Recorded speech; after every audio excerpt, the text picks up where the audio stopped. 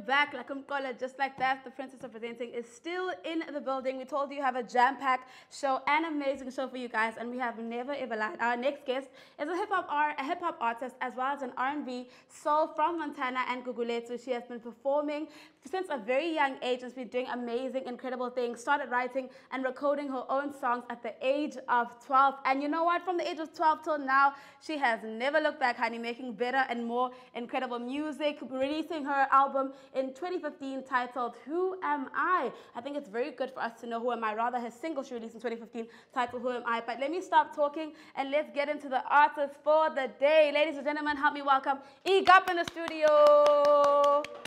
Welcome to the show and thank you for joining us. Thank you so much. Thank you. Yes, now I want to get into you. If someone has never ever heard of E-Guup before, who are you and what do you do as an artist? E-Guup is Emihle. My name is Emihle. I come from Gugulethu. I grew up, I was born and bred in Gugulethu, in CapeTown. I'm 19 years old and I've been around the music industry. I grew up around music. Every day was music for me. And I think that's what really kept me going and kept me inspired as an artist and as to where I'm at today. Yeah. And talk to me about growing and keeping inspired. I know that most artists have such a different approach when it comes to their creative process, especially when making music. What does your creative process look like? Are you maybe hearing music? Do you get a spark in your mind? Are you dreaming and you hear a song and you say, that's the one I'm writing next? What does the process look like for you? For me, I always tend to dream about a song that I need to write, and sometimes it's weird. So it was right about the dreaming. Exactly. Guys, sometimes it's weird, but it happens. It just happens. I don't know what it means, but it just happens. But then I also have inspirations. Across the border, international and local, that I grew up listening to. Even till today, I listen to a lot of artists, and which I look up to and, you know, want to be on that level as them. Because anyone can do anything. I love that, and I want to ask you a quick question. What are some of the artists that you look up to? Like your favorite three, if you were to collaborate with three female artists, preferably, or maybe you can add one male in there.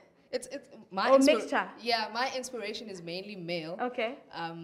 Okay, so no one will understand this one, but number one is Kanye West. Okay, understandable. He's kind of good at music. Yeah, he is. I mean, but you know, everyone has an opinion about Kanye, and that's okay. Okay, next one. Yeah, Lauryn Hill. Oh, obvious. The joy of my world is in Zion. That's my favorite song by her. Is it? Yeah. Yeah, it's a dope song. And then last one? The last one, I could say it's Vic Mensa.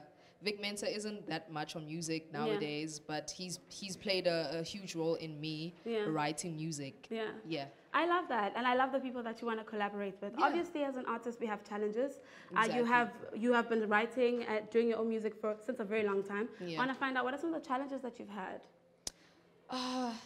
Depression, obviously, because you're not where you want to be, when you want to be. Absolutely. So that's really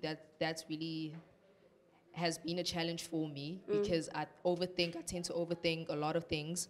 I tend to not see the bigger picture. I tend to compare myself to other artists, whereas everyone has their own gift, everyone has their own time, and everyone has their own special thing. You know what I mean? But yeah, that's been my challenge. But every day I tell myself that I need to keep going, whatever. I feel like that's the struggle for most people, though. It's not just you. Like, there's so many, like, all of us as creators, we sit there and we're like, okay, I'm good at this and this and this. But then you see other people and you start to compare yourself, etc. And their timelines as well. But I'm glad that you tell yourself every day because you really are amazing. I heard you pre-recording. I said, oh my gosh, she's dope or whatever. Thank you. The next thing, Diamond Pieces 2. Talk to me about the EP. Oh, Diamond Pieces 2. I've been working on Diamond Pieces 2.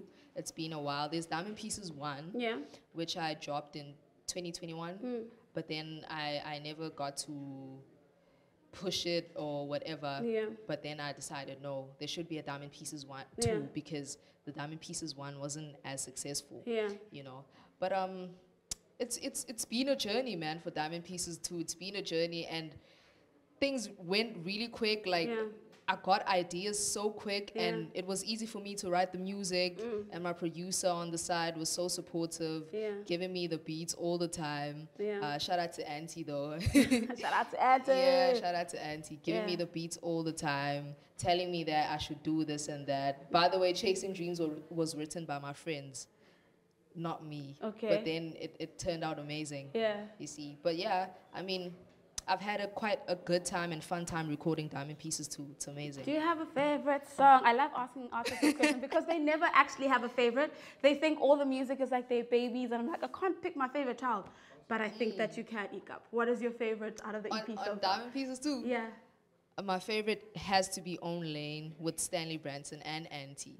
Own lane, and I love that it's tying into what you were speaking about earlier, knowing that you had your own lane, own pace, own time. Yeah. If someone has enjoyed this interview, where can we get a hold of you on social media? Give me all those handles. Okay, on Facebook, my Facebook page is E-Guup.